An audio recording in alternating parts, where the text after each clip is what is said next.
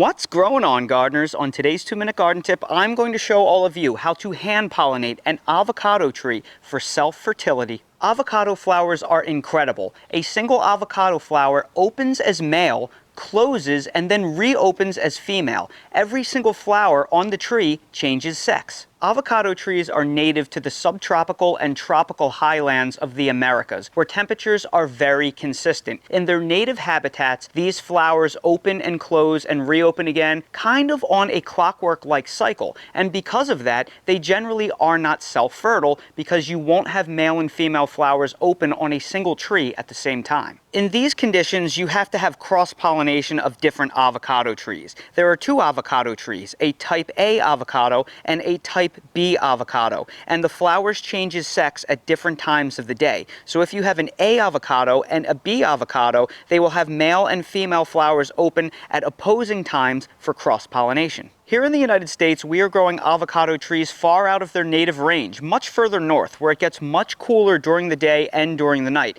And these cool temperatures confuse avocado trees. They slow the flower's ability to change sex. So a lot of times you get something called flower overlap, where male and female flowers exist on the same exact tree. This can happen in their native range, but outside of their native range, where you're further north, it is much more likely. And because of this, when we grow avocados in the United States, we generally consider one tree to be partially self-fertile, and you don't need an A and B tree to have fruit. I'm growing a cold-hardy Mexican avocado variety called Lila way outside of its native range in North Carolina. We just had a big cold front followed by a warm-up, and it's causing a lot of flower overlap. Here you can see male and female flowers open at the same time. The male flowers have 3 hairs in the center that hold the pollen. The female flowers, they have a little vase-like object in the center. And all you have to do to get them to be self-fertile is to just take a little mascara or blush brush and touch the hairs of the male flower and transfer into the vase-like